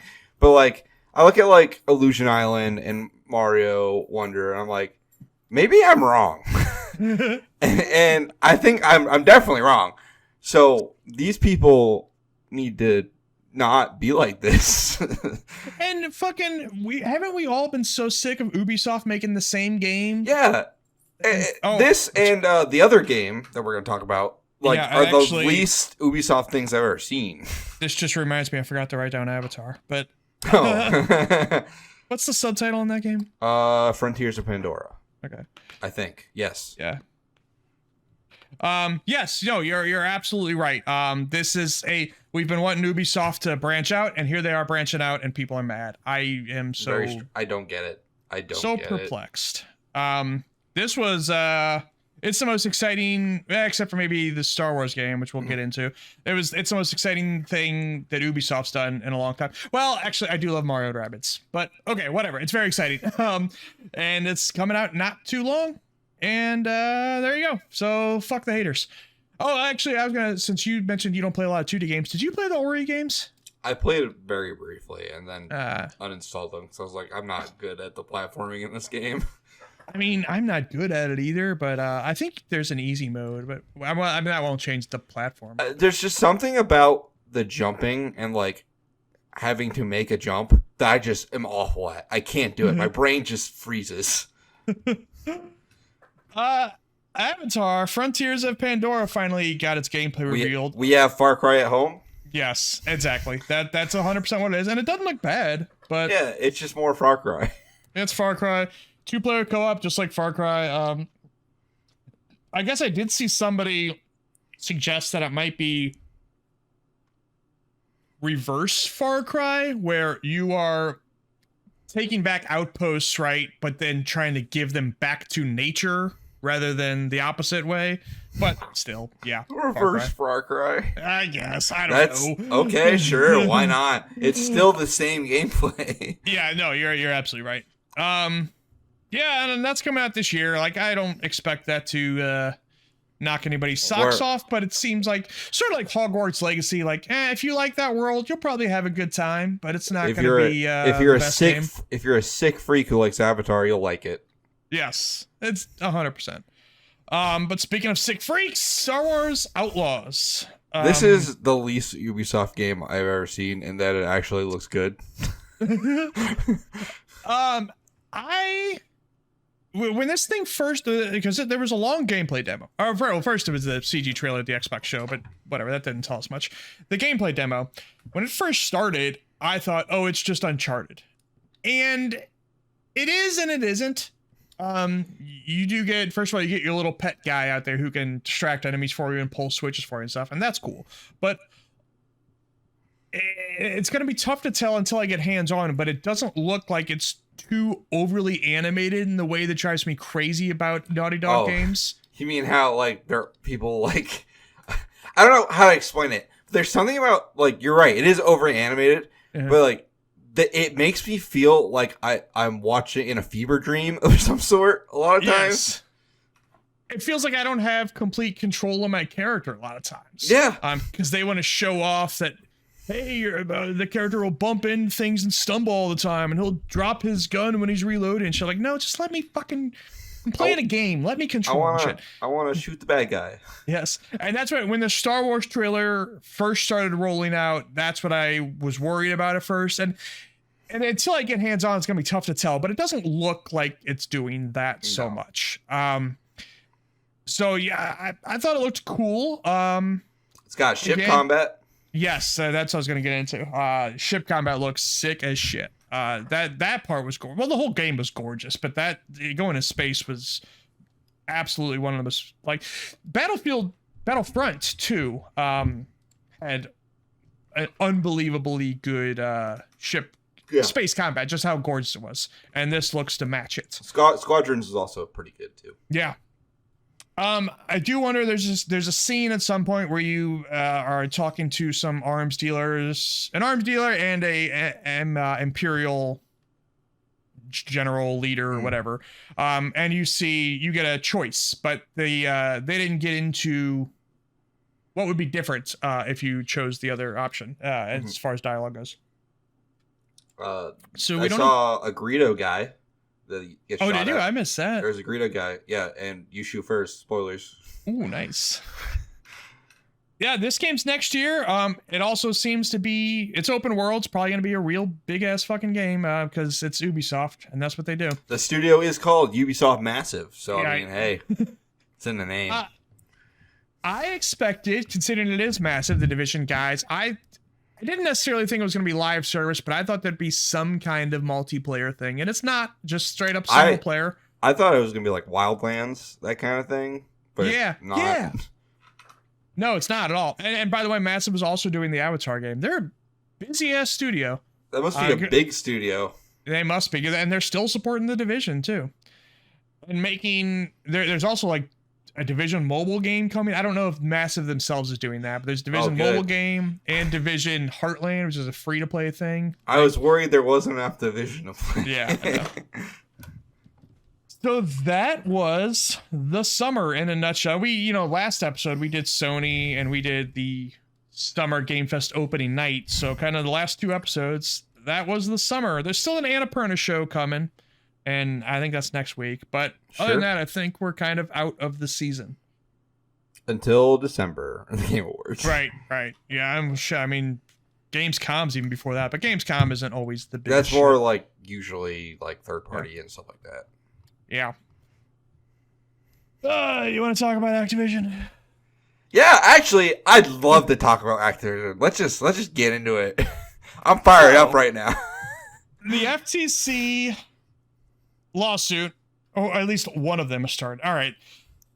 I'm out of my element talking about this somewhat. I feel like I kind of get parts of it, but I'm not an expert on this. But my understanding is the case in England seems to be going well so far. So the FTC, knowing they might soon be the last one standing, have filed to get an injunction to stop Microsoft from closing on the Activision deal, in case England folds. So now they are in that lawsuit in order to get the injunction done. And even if the injunction does happen, this isn't the real lawsuit. They sure are in a lawsuit right now. Yeah. But this does, even though this isn't the real suit, this is just for the injunction, this does kind of feel like if the FCC loses, they're going to drop it. Maybe I'm wrong, but that's the way it feels. So yeah, even though this is technically not for all the marbles, it does feel like it's for all the marbles. And some shit has gone down. Go ahead. First, before we go too deep into it, I've never seen two sides of the row. There's like the people who are kind of like supporting Xbox, blah, blah, blah, whatever. And then there's the people who are like, this is all bad. This is terrible. And I've never seen so many misinterpretations of what is going on. I know, and I get why this stuff is not easy to parse, but man, people are also like, there's a lot of people out there that don't really want to know the truth. They just want to fucking something to argue. Their console. They want to like say the gaming industry's fucked when it's no more fucked than any other industry. Right. Yeah. The fucking doesn't know how to stop. Mm-hmm. So I guess I wrote down like 6 bullet points here of crazy shit that has happened so far. There's a lot more really, but here's the 6 things that stood out to me. First, we got the revelation that Jim Ryan immediately knew that, like from day one, when the acquisition was announced, he emailed his staff saying they're not going to pull Call of Duty from PlayStation. Why would they? Yeah, but that's not what he's been saying publicly. Yeah. That wasn't what he told the CMA. That wasn't what he told the FCC. But apparently that's what he said internally. So he's fucking lying. Honestly, like I don't know any other way to interpret it. He's been fucking lying. He's lying to two governments. Yes. Phil Spencer might have been bitching about GameSpot reviews. Now, this isn't really important to the case, but it's just kind of a funny thing. And we don't know. Go ahead. Tamor Hassan, Giant Bomb contributor and GameSpot guy, who was mentioned in court. Yes, that too. Now, we saw there was a list of emails that were sent that Phil Spencer was a part of, but we couldn't see what was inside the emails. So we don't know if Phil himself was bitching about GameSpot or if people were bitching about GameSpot to Phil and Phil like said, relax, it's not a big deal. We don't know. Could be either way. But either way, it's just funny to see like the corporate execs be like, these fucking fanboys. Can't believe they gave the Redfall a 6. Yeah. I think this the date of this email was around Gears 5, which GameSpot gave a 7. Which is a little low for me, but I'm not upset about it. I wouldn't give that game a 7. I think that's about an 8, really. To be fair. I'm not a big fan of the series, but I could see the argument for a higher number. Yeah. Microsoft expects their next Xbox and the PlayStation 6 to launch in 2028. I don't know if I believe that. Which direction? I think it's going to be 2030. To be honest. Oh, wow. I think it's going to be a 10-year dev, because people forget Xbox One and PS4 that was a very long console cycle. It was extremely long, and they're seemingly getting longer. Yeah, but if we are already at 30 frames games now, man. Yeah, maybe. I don't know. I'm immediately skeptical when people are like, next gen consoles will come now. I'm like, I don't know. I don't see that happening. Yeah. And of course, that's just their... That's projected, Yeah, they're not locking that in stone or anything, but yeah, that's their thought right now. That could always change. And I'm sure it will change in some fashion. Indiana Jones is exclusive to Xbox, which, that deal with Bethesda was announced before Bethesda was closed. Mm-hmm. So people thought, it's going to be multi-platform, and it was going to be multi-platform. But apparently, after the acquisition closed, Xbox went back to Disney, renegotiated it, and now it's going to be exclusive. I mean, it makes sense for them to do that, though, because Sony has Spider-Man, yeah. And Bethesda, by the time this game comes out, which is probably still 2 years away at least, mm-hmm. Bethesda should not really be putting anything on Sony consoles except for, Fallout 76 and Elder Scrolls Online stuff. It blows my mind that people cannot wrap their heads around the idea that, exclusive exists. I don't particularly like exclusivity. It's not my favorite thing in the world, but it's happened. Not new. It's not new. It's not anti-consumer that you cannot play Elder Scrolls 6. It really is not. I think last generation people got used to the fact that you could just buy a PlayStation 4 and have pretty much all the games, and it wasn't that way before that, and it's not going to be that way again. It was just this one anomaly of a generation where mm-hmm. things went that way, but guys, that's not the way it works. No, these are companies. They're gonna do what they do. Call of Duty, as seemingly this generation, was gonna be pulled from Xbox completely unless Xbox gave them an 80-20 split. And Xbox did it. I wonder who wanted that. Yeah. Well, and so this is actually what I was gonna get at. My theory about why why a lot of the Xbox has been able to all of a sudden get a lot of these Japanese games they didn't get before. I bet they're giving an 80-20 split to Atlas. I bet they're sharing a lot of that. Yeah. I bet they're giving it to Yakuza, 80-20 split. Think about how many look at the amount of studios doing all this. They're clearly paying the money. Yeah. Yeah, absolutely. And that's kind of shit. That's I kind of when that news hit, that felt like, that's why they're buying Activision. Yeah. That's a big reason why they're buying Activision. Yeah. They don't want to give up 80-20 anymore, and I don't blame them.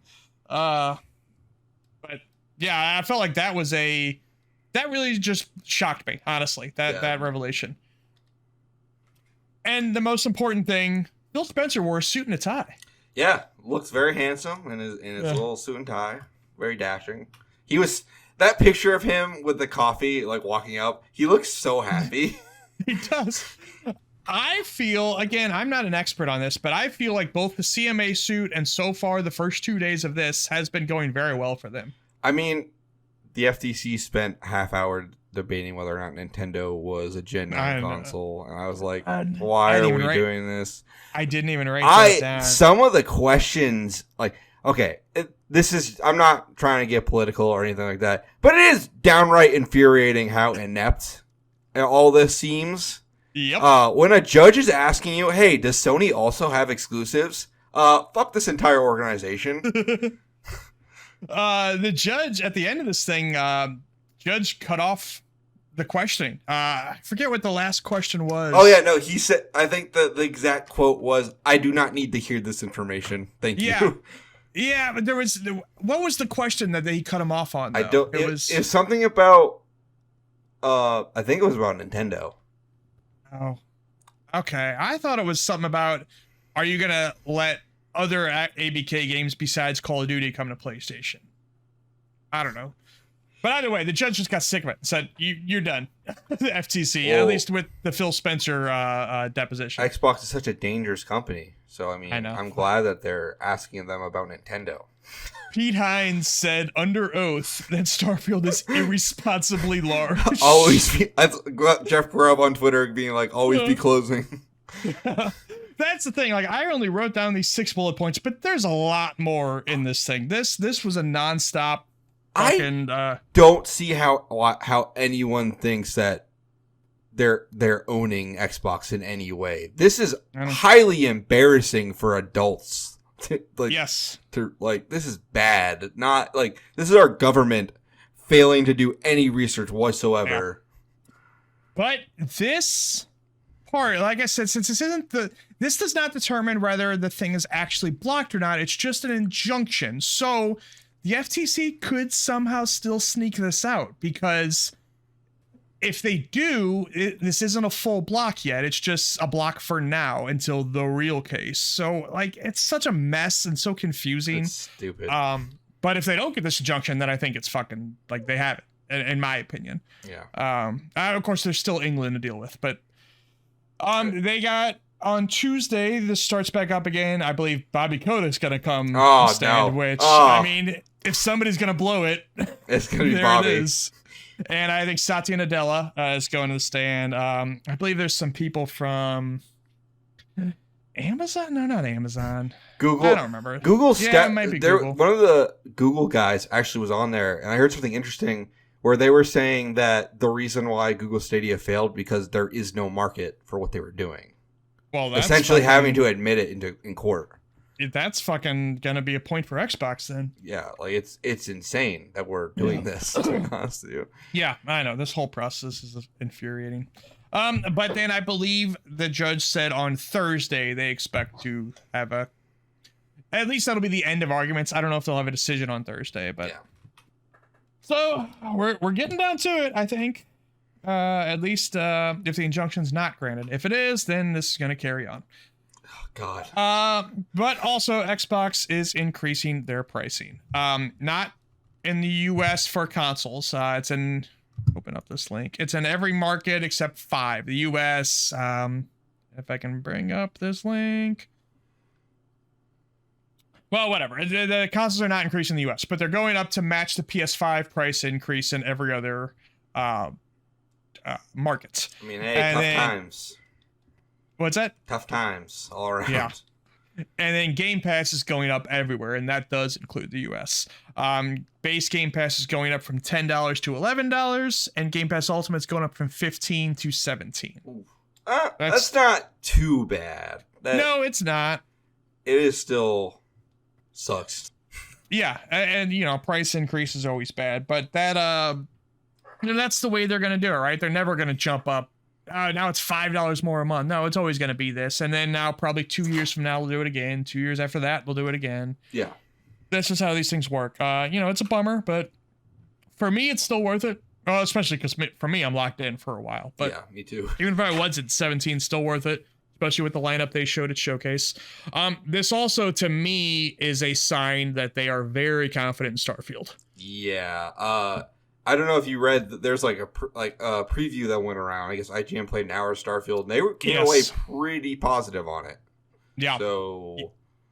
Yeah, I think they're feeling real good about it, and also feeling good about next year for them. Because we did not mention of the games they showed in the showcase. The ones scheduled for next year, at least from first party, are Towerborn, Flight Sim 2024. Which we didn't even talk about that because you know, hey, it's. A lot of new shit in there. It's cool, but like, what are we? The trailer is not horny enough for planes for my taste. Yes. Avowed and Hellblade. Those are 4 games scheduled for next year, and there'll probably be a couple of additions too. Mm-hmm. But that's pretty damn good lineup, especially compared to what they did this year. So yeah, I think they see Starfield as like the start of some real big times for them. Trying to turn everything around. Yeah, and I think they will. I mean, if Starfield comes out and kind of sets the world ablaze, they're in good position to sell people some games. And we pretty much can lock in that Forza is going to be good too, and then we'll see from there for going into next year. People Can Fly are making an Xbox game. Fusion Frenzy. This is the studio that did Outriders, Bulletstorm, and Gears Judgment, which is probably most pertinent to this. It sounds like it might or may not be an old Xbox IP. Look, if I got to put my money down, I think they're making another Gears spinoff. They did it before. Probably. It went pretty well. I know Judgment is kind of not as well liked as the mainline Gears games, but I think it's good. Gears Judgment's a good game. There's some other ideas. Look, this is an action studio, right? They're not going to make a fucking the next zombie. Wasteland. Yeah. They're not going to make the next Wasteland. They're not going to make the next Stubbs. But I would kind of like them to bring back Jet Force Gemini. That'd be pretty great. They could do that. They could possibly do Crimson Skies. But it's probably Gears, if we're being honest with ourselves. Yeah, your audio, you sound a little different now. Oh. How about now? That was sorry, I was okay. pushed away. No, it's cool. It's cool. I couldn't see you because whatever. PC's over there. My camera's over here. I said People Can Fly. Dead Cells animated series coming next year. Sure. It's gonna debut in France first. It's short. It's like each episode's like 7 minutes long, so it's not a long series. But hey, could be cool. Yeah, sure. They should do a Hades series. They should. The Knuckles series is getting knuckle deep on Paramount Plus soon. Did you have to say that? I absolutely had to say it. We wouldn't be doing the story if I didn't come up with that line. That's true. Idris Elba, Adam Pally, Christopher Lloyd, Stockard Channing, Carrie. How do you pronounce his last name? Carrie Elways. Carrie Elways from Princess Bride. Paul Scheer from one of my favorite podcasts, How Did This Get Made, and Rob Hubel. That's a hell of a cast. That is. It's pretty great. I'm pretty excited for this. I don't know if they're all doing voices, or is this like the movie where it's part live action, part CG? I'm assuming it is. Okay. Because it's Idris Elba reprising his role. Yeah. So I'm imagining it's same universe, same. It is the same universe, but I thought if it's like a prequel and if he's still on his world, then maybe it's all CG. Ooh, that'd be interesting. Yeah, but I'm just guessing. I don't know. That information's probably out there, but I didn't look that deep because it's fucking Knuckles, and who cares? Will the Mean Bean Machine appear in this? That and not fan made, but that indie game that is a lot like Mean Bean Machine just came out this week, and apparently it's real disappointing. Oh, I know. But that's coming this year, and I actually expected to see it at Sonic Central yesterday, but that didn't happen. Roblox is allowing for 17 plus content. They're adding sex to Roblox. They're adding sex to Roblox. I mean, shit, sex has already been in there, but not officially. Didn't the Paris Hilton porn tape, wasn't it in Roblox at some point? I would not be surprised. There are a lot of sick freaks playing that game. I'm pretty sure that happened, and Paris Hilton got mad, and she threatened to sue. That's really funny. And now it could be unofficially, I guess. Yeah. Yay. Woohoo. Fallout 76 got a secret performance patch, I guess. Why don't you tell me about this? Because you know more than me. I loaded up the old Fallout 76 the other day just to see how that patch is. And new season started in this new season. I kind of like it. Well, they said that, hey, they said they were doing the new season, but they didn't tell people that they were bumping up the frame rate and shit, right? Nope. It now runs at a smooth 60 frames per second. And it feels really good. And I love that game, and more people should play it. I should play it, but I say that about 20 games every episode. It's very good. But I do want to play it. Quake 2 Remastered got rated in Korea, and QuakeCon is only like a month away. So, hey, guess what we're going to see at QuakeCon? I love that every 5 years they're like, let's put Quake out again. And every time I'm like, yeah, let's do that. I'll be real excited when they eventually make a new one, which I'm sure is going to happen. Yeah. Hell yeah. Oh, I should also mention, by the way, about the Indiana Jones thing. It did get revealed as part of the court case. That was exclusive. Well, that too, but also that Project Relic game. We knew Machine Games was making a Project Relic, and we kind of thought that might be Wolfenstein 3. Nope, that's also Indiana Jones. Yeah. So, not much hope for Wolfenstein at the moment. The lineup for Metal Gear Solid Master Collection Volume 2 has leaked, or at least part of it. I bet they also throw in, well, whatever. The leaked games were Metal Gear Solid 4, which will be the first time that has been off the PlayStation 3. That is a big deal, because that was trapped on that system. That is massive. And I assume that's going to come.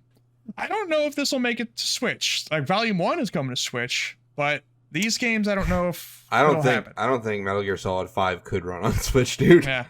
Maybe cloud version? Maybe. I don't want to play cloud version of Metal Gear Solid 5.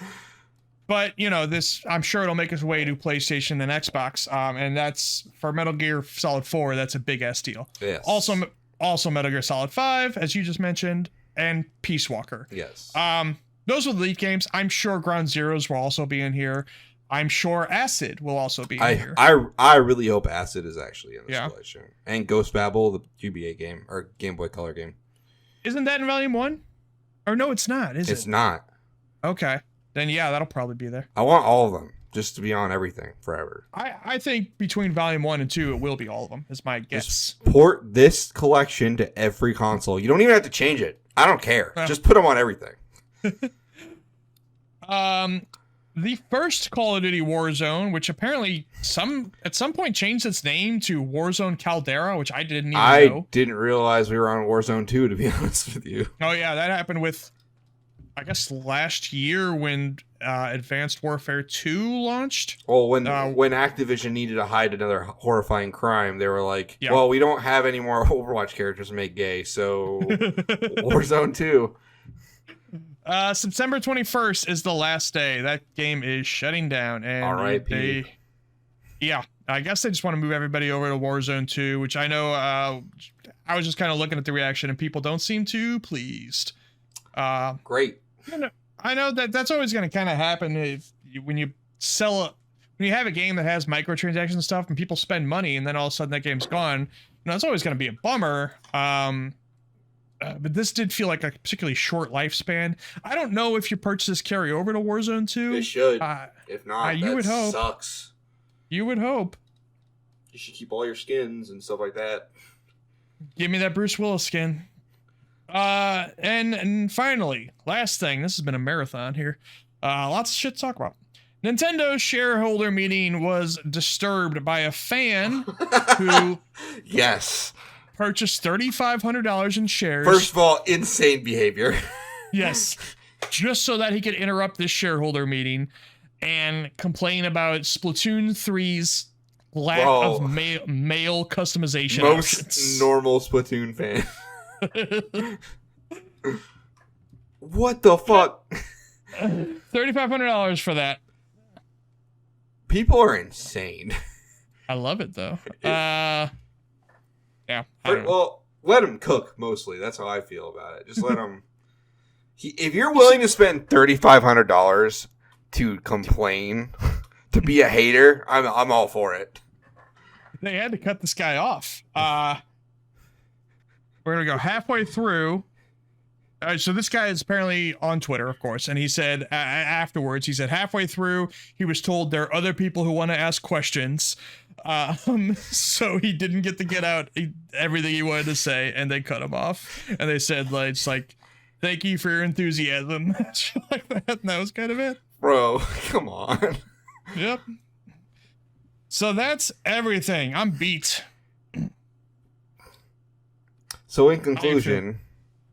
What would you rate, I guess, kind of all, PlayStation's, the PlayStation Showcase, the Xbox Showcase, Nintendo Direct, Summer Game Fest, kind of the not E3?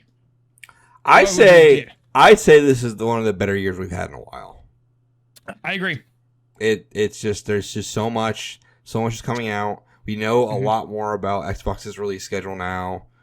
Sony is seemingly more interested in showing us what they have. For some reason, they're not all the time. Yeah, I mean, it still feels like they're holding back. It's weird. I don't understand them anymore. No, that showcase was bizarre. And it does. There's still those rumors out there they might be doing a second one, which wouldn't shock me. And Nintendo also usually does a September Direct also. Yeah, so. that's when they're going to show the Switch Deluxe, whatever the fuck they're going to call it. Whatever terrible name they're going to name their next console. It needs to be the Super Switch. They won't do it, but that's what it should be. Think about the company we're talking about. This is the company that named the Wii U. Yeah. There's going to be Switch U.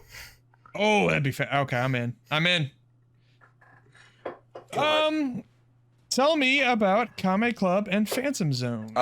Working on stuff for Kame Club still. Kind of working on a secret project, so kind of not having time. Also, my summer's just been very busy, so it's been hard to kind of get together and record. Phantom Zone, as always, we just release episodes when we feel like it. But yeah, other than that, go listen to those shows if you'd like more of my stupid things I say. Nice. What about you, Eric? What do you got? I have, at least for now, I might change my mind on this. I've kind of abandoned Twitch and decided to do all my streaming on YouTube. So definitely look for youtube.com/FreshleyStreamGames. And Freshly, I don't know if I say this out loud enough to audio listeners enough, but Freshley is Ley because that's my last name. It's not like the word Freshly. So look for me on YouTube. I've also, I don't know, this probably won't matter to the viewers, but I kind of upgraded some of my video editing software, and I've made my TikToks and my YouTube clips a little bit better because of it, and that's exciting to me. I don't know if anybody else will care. I put out a TikTok yesterday that I'm actually kind of happy about because it's the first thing I've ever edited specifically for TikTok and not just like clipped out of a stream or a podcast. It got mentioned on GamesBeat. Yes, it did. Jeff Grubb is the best guy in the world for doing that because I sent that to him and he didn't respond, so I didn't even knew he saw it, and then he just mentioned it on the podcast, and it felt really good. And yeah, you could watch that on YouTube or TikTok or Instagram or Facebook or Twitter. I put it everywhere. Yeah, so that's exciting to me. I will keep strumming. I'll keep going on that stuff. I don't know what I'm going to be streaming soon. Like I said, I want to play Remnant from the Ashes before Remnant 2 comes out. I don't know if I'm going to stream it, but I might stream Pikmin 1. Yeah, stuff coming. And that's, right now we're kind of in a lull until, let me pull up my calendar, until Remnant 2 for me, I think. Let me pull, what is the date today? It is the 25th. Okay. Oh, there is. Oh, fuck, that AEW game comes out in 4 days. Oh. Yeah, I mean, we'll see. That game looks interesting. Yeah, I don't know how that's going to go, but we'll see. And can't wait Go ahead. I was about to say, I can't wait to play as Chris Jericho. Yeah. My favorite. Where was his wife on January? Where was she, Chris? The 14th of July is Exo Primal. I'm definitely going to stream that. But I'll find something in between now and then. Maybe Pikmin, maybe Remnant from the Ashes. And that's that. We'll be back in 2 weeks. I don't know what we'll talk about because there's not many games. But, well, you'll talk about Final Fantasy. Maybe I'll talk about Pikmin. Hell yeah. And we'll see you later, everybody.